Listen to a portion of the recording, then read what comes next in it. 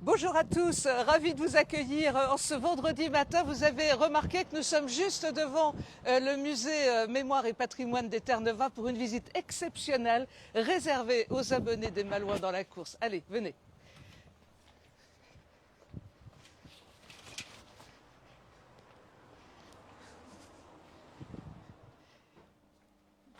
Bonjour Jacques. Bonjour Françoise, On fait comme ça? heureux de t'accueillir au musée des Terre-Neuve. Merci, merci Hein? beaucoup. Jacques, tu es le président de l'association Oui. du musée de Mémoire et Patrimoine des Terre-Neuve. Oui. Un musée, alors on va le dire tout de suite, hein, c'est le seul musée aujourd'hui culturel à vocation maritime d'ouvert à Saint-Malo. Voilà, alors effectivement, pour la préparation du musée d'histoire maritime de Saint-Malo, il avait été convenu de retaper un peu toutes les collections et le musée qui existait à Saint-Malo a dû fermer ses portes pour cette préparation.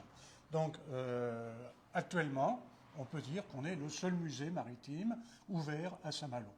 Eh bien, écoute Jacques, tu veux bien nous faire la visite spécialement Bien volontiers. pour les abonnés des Malouins dans la course? Bien On y sûr, va? bien volontiers. Allez, on te suit. Alors, on a une aire d'accueil. Voilà, ici c'est hein, l'accueil voilà, avec tous les... avec les ouvrages, notamment les ouvrages de Lionel Martin, hein, qui a écrit beaucoup de choses sur les Terre-Neuve. Donc c'est ici que ça se passe. Et puis la visite va s'orienter à travers un cheminement que je te propose de découvrir. Merci Jacques, je te suis. Allez, Voilà. on y va. Alors ici, on va parler du recrutement des marins, on va parler des différents navires hein, qui ont illustré un petit peu l'histoire de la pêche à Terre-Neuve de Saint-Malo. Hein, voilà. Alors ensuite, on arrive dans le musée proprement dit, hein, avec une grande salle où on va retrouver différentes thématiques qui concernent la vie des Terre-Neuve. Avec de très très belles maquettes, là. Partie Hein. des navires, avec les maquettes. Parce qu'en réalité, il faut rappeler que l'histoire des Terre-Neuve, c'est 5 siècles d'histoire. C'est 5 siècles, avec différents navires, tout au long de ces 5 siècles d'histoire, qui ont marqué le littoral français, hein, puisque pratiquement tous les ports en France ont été à Terre-Neuve. Mais les derniers à l'avoir fait, c'est quand même bien les Malouins et les Fécampois. Le musée Malouin est unique en son genre. Alors, il existe un petit musée des Terre-Neuve, ou de la pêche plutôt, à Fécamp, avec une part importante pour Terre-Neuve, mais on ne peut pas dire que ce soit exclusivement consacré aux Terre-Neuve. Le seul en France, c'est celui-ci. Avec un apport d'objets, de souvenirs, de Terre-Neuve, de familles de Terre-Neuve, et vous recevez encore voilà, des dons. Hein. L'ensemble des objets qui sont exposés ici viennent de dons de Terre-Neuve, d'armateurs, de familles d'armateurs, de familles de Terre-Neuve.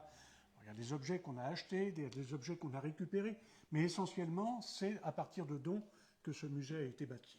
Alors, on va poursuivre la route avec un invité qui nous attend. Alors, un invité, c'est pas un invité, c'est le président d'honneur de l'association, Lionel, qui est le fondateur de l'association et l'initiateur de ce musée. Tu veux bien, Jacques, t'installer à côté de Lionel? Nous nous retrouvons, alors c'est assez emblématique ce Doris. Lionel, bonjour, merci infiniment d'avoir répondu à l'invitation des Malouins dans la course. Lionel, tu es le président fondateur de cette incroyable aventure humaine qu'est la reconstitution du musée des Terre-Neuve. Oui, mais enfin, Tu peux baisser le micro, Lionel. Oui. Voilà. Non, mets-le à hauteur. oui, Voilà. on était une équipe quand même. Hein, alors, je lui ai tout simplement demandé qui sera le président. On m'a dit, ben, c'est toi. Il n'y a pas eu d'élection, ça s'est passé comme ça. Alors voilà, et puis bon, on était courageux, ambitieux surtout, très ambitieux. Et puis on avait des idées, et aussitôt, dans les greniers, les gens avaient des objets, des récits, des chansons, enfin il y avait de tout. On a récolté le plus, et puis après on s'est développé. Alors, on est à côté d'un bateau emblématique, le fameux Doris. Ah, le Doris, c'est formidable. Hein. J'ai été, enfin, moi je n'ai pas fait la ligne parce que la ligne en Doris s'est arrêtée en 1951. Et avec le dernier voilier de Saint-Malo, le René Guillon, et moi j'embarquais mousse en 1952 sur un chalutier. Mais c'était l'arrêt pour la France des Doris, mais ils l'ont continué bien après avec les Portugais. Les Portugais étaient encore sur les bancs de Ris en 1976-78. Alors, le de Ris, il faut savoir ce que c'est. C'est une embarcation, comme vous le voyez, à fond plat, mais qui mesure 6 mètres de long, 1,80 m de large et 0,60 m de profondeur. Et alors, les Français, ils étaient à 2 dans le Doris. Donc, ils pouvaient se secourir, ils pouvaient s'entraider, et ils pouvaient aussi, au point de vue moral, discuter et tout. Que les Portugais étaient seuls dans leur Doris. Et les pauvres, c'était encore plus dur pour eux que pour nous. Lionel... Alors, je peux vous dire que c'est une formidable embarcation, parce que oui. j'ai pratiqué le Doris tout de même pendant 2 ans, hein, et il servait de, si je puis dire, de taxi, parce qu'on allait chercher le courrier, on a transporté les malades et les blessés, et puis j'ai un souvenir, mais alors inoubliable, on était par force 5 à 6, et il a fallu aller dans le Doris. Il a fallu aller dans le Doris parce qu'il y avait un mousse qui était en train de perdre son œil, et il fallait l'emmener à terre immédiatement, et il y avait un Portugais à côté qui s'appelait Pedro de Barcelos, qui allait donc à Saint-Jean-de-Terre-Neuve. Alors on l'a transporté là-dedans, je vous dis bien par force 5 à 6. Le gamin était allongé ici dans le cul du Doris, là, et Foyolet et moi, par 5 à 6. Le baromètre descendait, les bateaux arrêtaient de pêcher pour mettre à la cape. Et nous, on était dans le Doris. Alors le capitaine a quand même manœuvré formidablement pour qu'on fasse cette manœuvre vent-arrière. Mais le long du Pedro de Barcelos, on montait jusqu'à 5-6 mètres de haut comme ça, et on risquait de se fracasser sur la lisse. Et à la volée, les Portugais ont attrapé le mousse. Et c'est comme ça qu'on a réussi la manœuvre. Mais on va voir tout à l'heure aussi des témoignages tout à fait poignants. J'ai encore de oui, la sueur qui passe avec cette manœuvre. Je vois ici sur ce Doris don de Alain Michel Blanc. Alors Alain Michel Blanc, on le salue, c'est un Terre-Neuvas, c'est un cinéaste, c'est un homme d'action et de cœur qui fait beaucoup pour la mémoire des Terre-Neuvas, et notamment avec 2 films, Mémoire de Brume 1 et Mémoire de Brume 2. C'est un véritable témoignage vivant. Ah oui, oui, on a eu la chance de rencontrer cet homme-là, et aussi on a eu la chance, c'est qu'il a été à Terre-Neuve comme mousse, et il a enduré, il a aidé les autres et tout, puis ça l'a marqué terriblement. Ça a été l'ascenseur de sa vie, parce que faut du courage pour faire ça. Et Alain, bien, il nous a rendu hommage à travers ces films qui sont absolument fantastiques, que je vous encourage à aller voir, Mémoire de Brume 1 et Mémoire de Brume 2. Jacques, si tu veux bien te rapprocher de Lionel, si tu veux bien lui reprendre le micro. Lionel, on va revenir te voir dans quelques instants. Oui. Tu es bien installé, reste là. Oui. On va poursuivre, Jacques, si tu veux bien, la visite du musée MPTN, Mémoire et Patrimoine des Terre-Neuvas, et nous allons nous retrouver dans un lieu, alors un des rares lieux de convivialité à bord des bateaux, parce que c'était pas facile la vie à bord. Hein. Convivialité, c'est un bien grand mot. C'est là où se retrouvaient quand même les marins.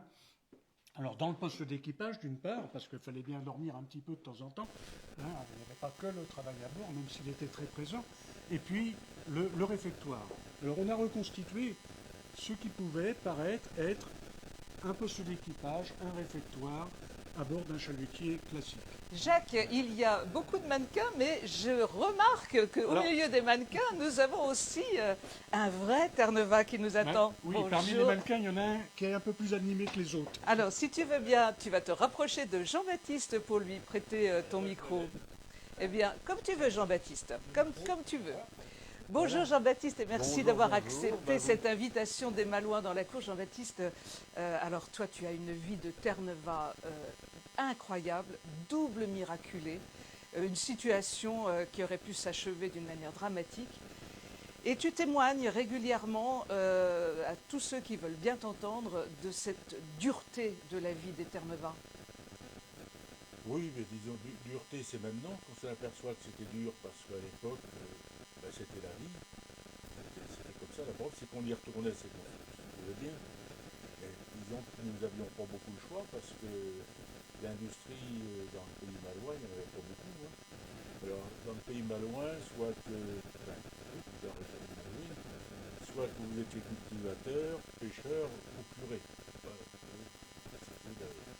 j'avais pas tellement la vocation d'être curé, donc j'ai choisi la marine. Alors, comment tu t'es retrouvé on est venu frapper à la porte de chez tes parents? Comment ça s'est passé? Oh, ça s'est passé drôlement.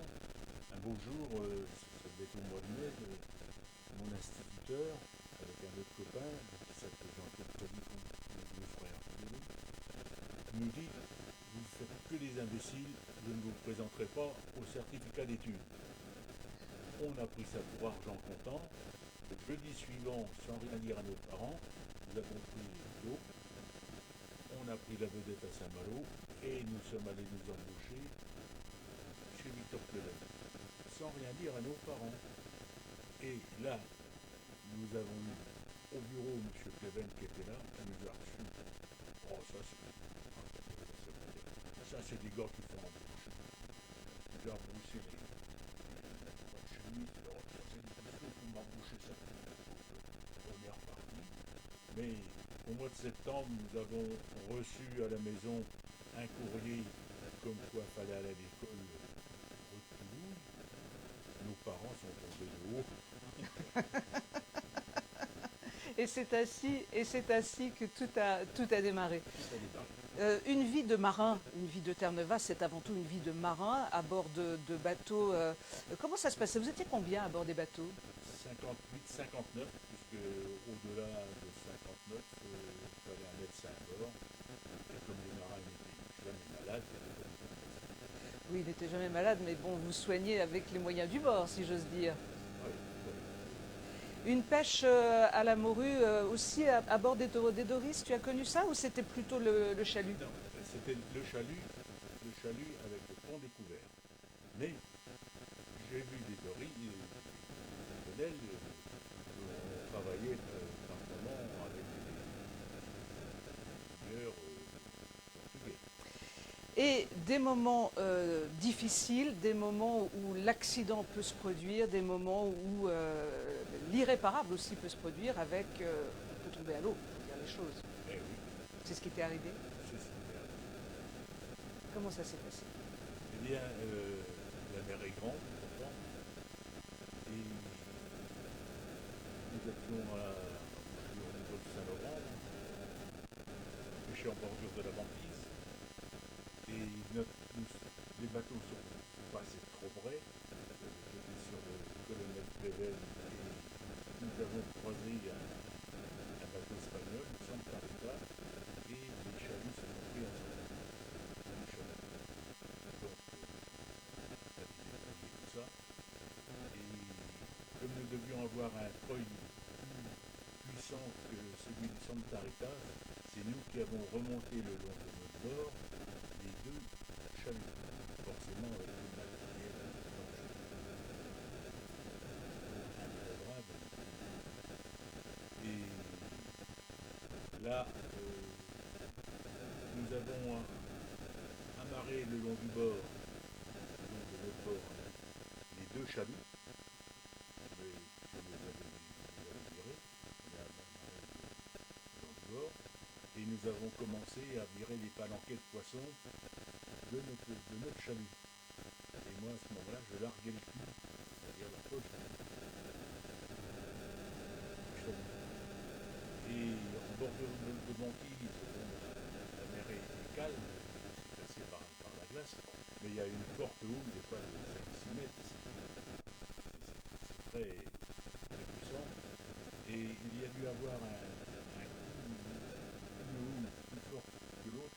Les bateaux se sont couchés sur d'abord, tous les deux, et ceux qui étaient amarrés le long du bord, les deux chaluts, toutes les bosses ont cassé, les bouts ont cassé, et les deux chaluts sont repartis à l'eau.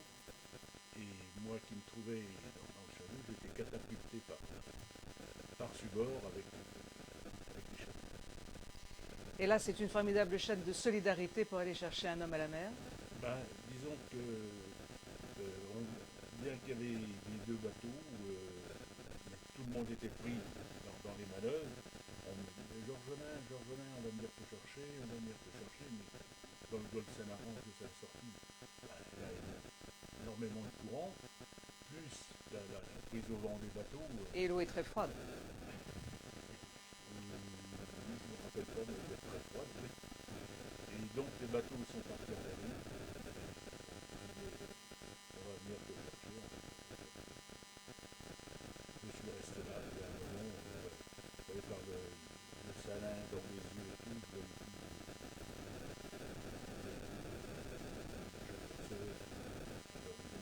Jusqu'au moment où j'ai vu une grosse masse noire arriver vers moi. J'ai vu qui ralentissait, et à un moment, ils ont mis un Doris à l'eau, Et tu es là aujourd'hui. et ils sont venus me repêcher. Jean-Baptiste, beaucoup d'émotions. Tu viens avec moi, s'il te plaît? Allez, on va poursuivre cette aventure. Jacques, si tu veux bien, on y va. Vous allez partager un petit peu ce micro. Et on va faire un petit tour. On va retrouver Lionel avant de nous séparer, parce qu'il y a des choses, beaucoup de choses encore à nous dire sur les ouvertures du musée. Et puis, Jean-Baptiste, on va te retrouver demain à Dinard. Tu vas nous en parler dans quelques instants. On poursuit l'aventure, Jacques? Allez, on y va. On va te donner le micro. Voilà, on est parti.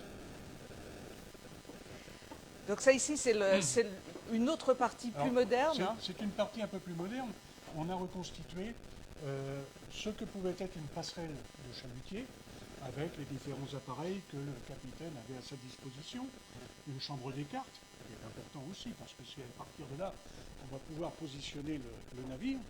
Et puis, également de l'autre côté, donc, la partie télécommunication avec le poste radio. Alors, sachant que le radio avait une position un peu particulière à bord, c'était bien sûr celui qui faisait les transmissions, ça c'est certain, mais il avait une mission particulière qui était l'espionnage.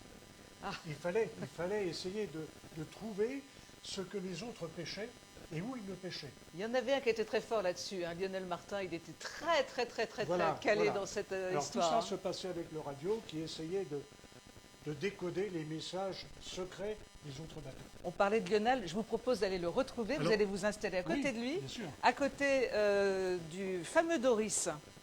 Et on va retrouver Lionel, et je vous invite à vous installer à côté de lui. Vous allez ainsi pouvoir partager le micro. Installe-toi, Jean-Baptiste, installe-toi. Je voulais tout d'abord vous remercier infiniment d'avoir accueilli les Malouins dans la course pour cette visite tout à fait exceptionnelle. Elle vous était réservée à vous, les abonnés des Malouins. Mais pour vous faire passer une très très belle information, c'est d'abord, Jacques, tu vas nous la donner, c'est que ce musée, qui est un musée vivant, qui est un musée extraordinaire, qu'il faut visiter, est ouvert. Voilà, alors il est ouvert les mercredis après-midi, les samedis après-midi de 14h à 17h, et pendant la saison estivale, c'est-à-dire en juillet, juillet se termine, et en août, il serait ouvert également les vendredis après-midi. Voilà. Alors, tu parlais des Malouins dans la course. Effectivement, c'est tout un plaisir de vous accueillir, parce que la course à Saint-Malo, ça a une signification particulière, les corsaires. Mais les corsaires, en définitive, ce n'étaient que des Terre-Neuve qui ne pouvaient pas faire leur métier de pêcheurs. La guerre les empêchait de travailler paisiblement sur les bancs de Terre-Neuve, et à ce moment-là, ils armaient les bateaux de course de Saint-Malo. Lionel, un petit mot. Alors, je voudrais juste rappeler que tu es aussi marin, mais écrivain. Il y a énormément de livres que tu as écrits et qui sont ici présents et que l'on peut acheter au musée. Il faut le faire parce que c'est un témoignage extraordinaire et vivant lui aussi de toute cette épopée récente des Terre-Neuve, puisque ça remonte quand même sur 5 siècles. Oui, mais bon, il y a de l'historique, il y a vraiment du vécu aussi à travers certains ouvrages. Donc j'ai écrit 7 livres, mais je me considère comme un écrivaillon, non pas comme un écrivain. Je reconnais là ta modestie.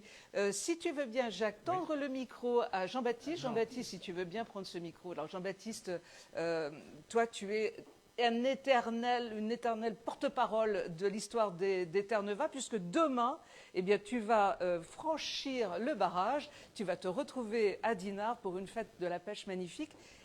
Qu'est-ce que tu vas y faire à l'occasion? Eh bien, ce que nous allons faire, nous allons reconstituer le pont de tranchage sur les chalutiers, même comme sur les voiliers. Le travail que nous faisions quand on naviguait ensemble, parce que nous avons navigué ensemble, quand même, tous les deux.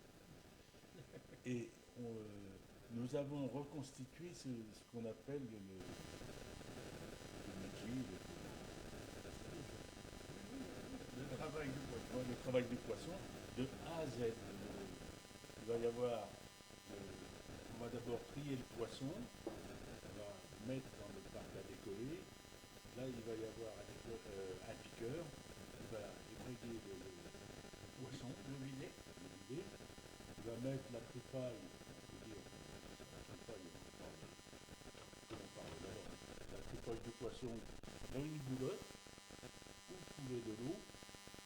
Et ça allait dans un panier où là, vous aviez un foie doux, c'est comme ça qu'on l'appelait, qui mettait d'un côté la tripolle qui partait au mouette et de l'autre côté le foie de morue. On mettait dans un panier. Et après, ce foie de morue allait dans ce qu'on appelle une gogotte, qui était une pinée d'alambic, pour faire l'huile de foie de morue. Et après... De triste mémoire, l'huile de foie de morue, il faut quand même dire les choses. Oui, il fallait penser à autre chose. Donc après, on appelle le parc des décolleurs, on enlève la tête de la morue, on pose le poisson sur l'étal, où là, le trancheur, ce que les gens appellent le cabillaud, quand c'est posé sur l'étal, devient la morue. On l'ouvre en deux. Donc Jean-Baptiste, c'est demain que l'on va pouvoir te retrouver à Dinard avec toute l'équipe pour tout ça. Avant de nous séparer, je voudrais vous réserver une surprise. Je n'ai même pas prévenu Lionel qui va... Tu veux bien me suivre, Lionel? Oui. Ça va être la surprise que je vous réserve pour conclure tout ça. Lionel, est-ce que tu veux bien aller à cette cloche et nous faire ce que tu nous fais le samedi matin, et on va se séparer là-dessus. Tu veux bien? Oui, oui, avec plaisir. Allez, on y va. Oui, je peux vous parler de cette cloche, parce que tous les navires avaient une cloche à bord. Et c'est elle qui marquait la vie du bord, parce qu'on n'avait pas de montre, on avait toujours les mains mouillées, et puis le montre, on n'avait pas de montre, et c'est donc elle qui annonçait à travers tous les 6 heures, il y avait un changement de quart, un changement de bordée, et puis donc elle régnait sur le bord. Et donc 6 heures du matin, c'était 2 coups d'eau, c'est-à-dire ceci. Midi, c'était 4 coups d'eau.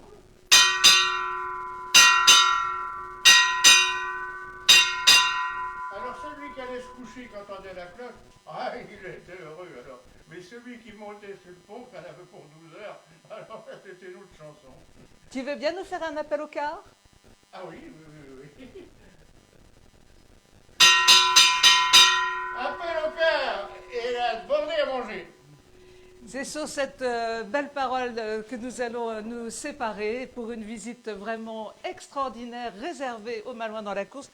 Un immense merci à vous, messieurs, d'avoir participé à ce direct. Merci à vous surtout Et, de nous rendre hommage. Et on vous rappelle que ce musée est pour l'instant le seul musée culturel à vocation maritime ouvert ici à Saint-Malo. Merci et à très bientôt.